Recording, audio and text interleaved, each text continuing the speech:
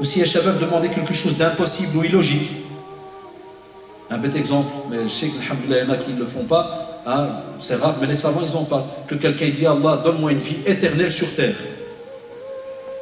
Ça on ne peut pas, vous savez très bien. Toute âme est vouée à la mort. Mais ici je vous ai donné un exemple, mais à vous de voir tout ce qui peut tourner dans la tête, toutes les demandes qui sont illogiques. Un exemple, quelqu'un qui passe par exemple devant un château, il voit 3 Ferrari, il voit je ne sais pas quoi, puis vous avez fait le type qui a la foi. Ya Allah, donne-moi la même chose. Après 3 semaines, quand subhanallah, j'ai invoqué, il ne m'a rien donné. C'est une drôle de question ça. Hein? Ça, oulala. Et certains alors ils jouent avec les mots, ils te disent, mais quoi, Allah il est capable de tout, hein. Mais on te dit, ne rigole pas avec ça. Parce que les savants te disent, il y a des choses qu'Allah subhanahu wa ta'ala peut donner, il est capable de tout. Mais il te dit, si on ne parle pas de la capacité d'Allah subhanahu wa ta'ala de te donner tout, mais on parle de toi, ta manière de demander. Est-ce que tu as besoin de demander ça?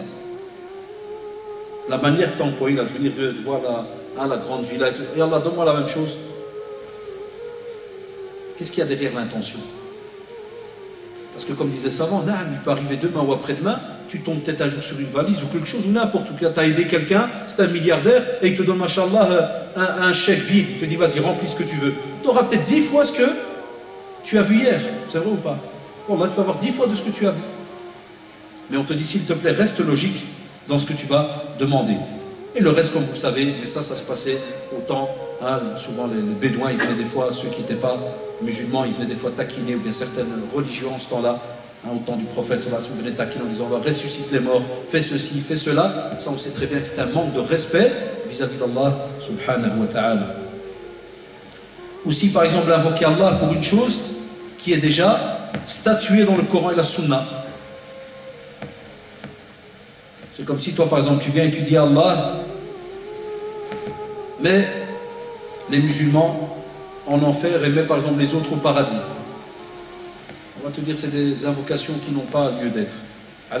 Parce qu'Allah subhanahu wa ta'ala dans le Coran et dans la Sunna, il a statué et a expliqué comment fonctionnera la fin des temps, le jugement dernier, le paradis, l'enfer, comment ceci, cela, tout est structuré. Donc on te dit, ce qu'il y a dans le Coran et la Sunna, qui est bien structuré et qui est, subhanallah, inchangeable jusqu'à la fin des temps, il te dit ça tu ne peux pas aussi donc demander.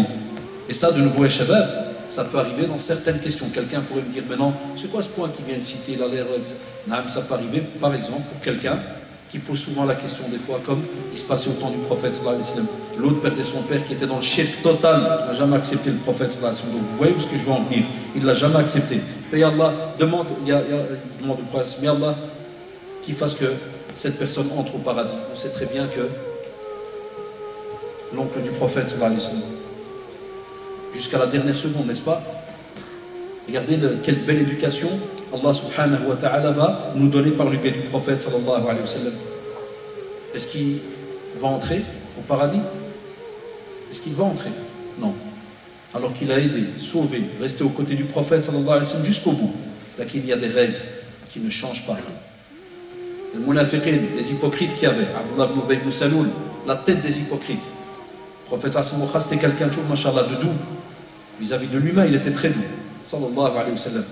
Il meurt l'hypocrite, même comme ça, le prophète sallallahu alayhi wa sallam, il vient pour prier. C'est après qu'Allah subhanahu wa ta'ala, il lui dit, même si tu demandes pardon, même si tu demandes, Allah subhanahu wa ta'ala ne leur pardonne pas. Donc il y a des choses qui sont, subhanallah, structurées, statuées, on ne pourra pas donc les changer.